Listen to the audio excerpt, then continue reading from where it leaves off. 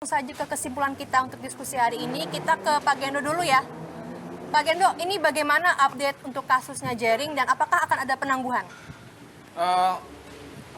Yang terakhir sejak dia ditahan per 12 Agustus 2020, kita mengajukan penangguhan penahanan 2 hari setelahnya.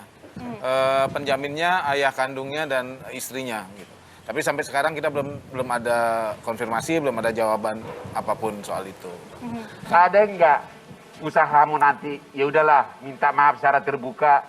Kalau Jering dari awal jelas menyatakan sikapnya bahwa dia tidak bermaksud menyerang ID, dia tidak punya kebencian pribadi. Kalau ada diksi-diksi yang dipakai itu membuat ID sakit hati, dia minta maaf. Mau dia sekarang mencabut semua kata-katanya dan akan mendukung program protokol kesehatan kalau pemerintah? itu kalau secara substansi harus dibedakan. Secara substansi dia yakin dia benar, tetapi maksudnya juga ini kan soal sikap politik dia, kan bukan hanya soal keyakinan tanpa dasar gitu. Kan sah-sah saja dia punya pendapat. Ya, saya mengatakan bebas berpendapat. Maksud saya daripada ditahan terus-menerus, mau nggak mengalah itu pertanyaan. Jadi kita ini mau melumatkan ini pendapat-pendapat ini Ya.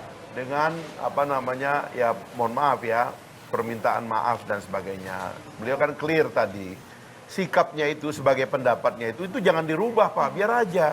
Saya tuh terus terang Pak, sebagai pejabat Pak ya, mohon maaf ya, ini kompensasinya juga. Saya di sosial media saya nggak mau blok orang. Saya dimaki orang, muka saya diubah jadi binatang Pak, saya nggak pernah laporin, nggak saya blok. Saya cuma blok kalau orang kirim pornografi aja, karena timeline saya nanti kan kotor Pak.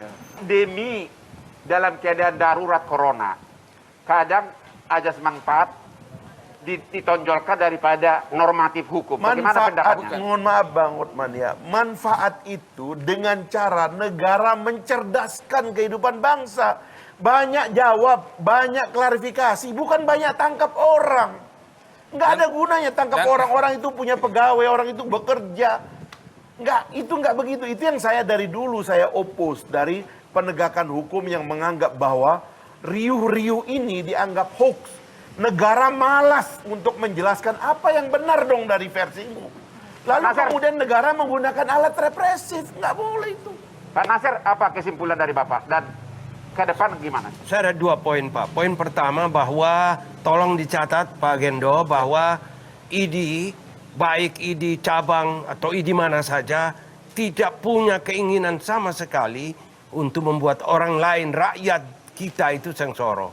Itu prinsip utama Pak. Jadi tidak mungkin ada pasal melaporkan pasal 28 ayat 2. Itu pasti itu. Satu. Yang kedua, saya merasa Pak bahwa ID di dalam pandemi ini telah memberi kontribusi optimal dan maksimal.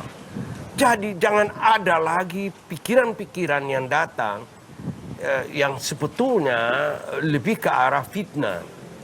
Itu yang saya ingin sampaikan. Tapi kalau toh ada yang bicara, apalagi dasarnya ignorance, ketidaktahuan, itu tidak mesti harus dilakukan upaya paksa. Ingat bahwa ada prinsip hukum ultimum remedium. Pendekatan pidana itu adalah pendekatan terakhir. Saya kira itu Bang. Pak Fahri Hamzah, berhubung Bapak baru mendapat piagam penghargaan, ya, dan sepertinya pasal ini 28 ayat 2 pertanyaan besar. Toh kan kalau Bapak Presiden sependapat dengan Pak Fahri, ini suasana bisa berubah. Ada niat nggak untuk menelpon Pak Jokowi? Sebenarnya gini Pak, kalau saya dengar pidatonya Pak Jokowi itu clear sebenarnya. Ya. Harusnya ini para anggota kabinet terutama Polkam ini, dan kebetulan ini pakar hukum Profesor Doktor ini yang sekarang yang memimpin, inilah yang sekarang ini mengadvokasi persoalan-persoalan kayak gini. Polkam apa? Pak Mahfud MD, Menko Polkam. Oh, Menko Polhukam. Menko Polhukam. Harusnya dia berpendapat Harusnya apa? dialah yang melihat yang begini-begini. Ini adalah perbedaan pendapat. Ya. Menteri-menteri ini, Menko misalnya, sebagai elemen yang mengkoordinir lembaga-lembaga itu, harusnya itulah yang menjalankan tugas Apakah ini. Pak Gendo akan meminta perlindungan hukum dari Menko Polhukam dalam waktu dekat? Oh iya. Akan.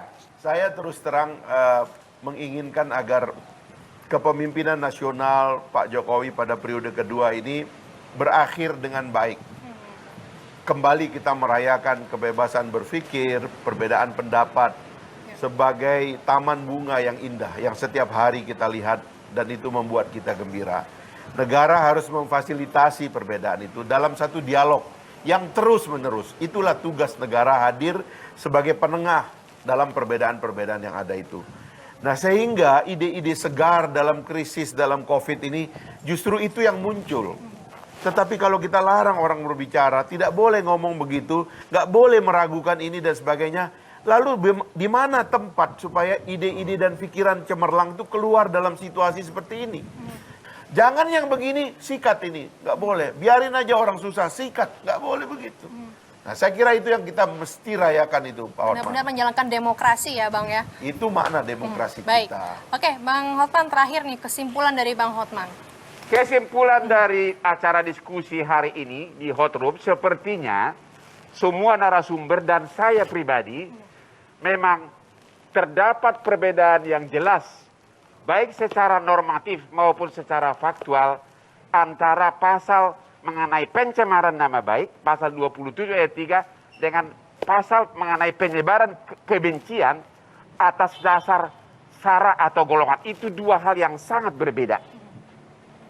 Itu saja dari segi ilmu hukum maupun dari segi redaksi perundang-undangan sendiri jelas. Itu saja kesimpulan dari saya. Oke, baik Bang Hotman. Bang Hotman, ngomong-ngomong, kita kan dari tadi diskusi terus ya kan, menarik sekali. Gimana kalau kita istirahat sebentar ngopi, Bang? Haus nih. Dari tadi ke Senonga Cantik ini, iya dong. Acara hebat harus didampingi kopi hebat. Apalagi kalau bukan kopi luwak hitam baru, tidak kemanisan. Mantap. Mari Bapak minum. Diminum kopinya. Ayo mari minum kopi.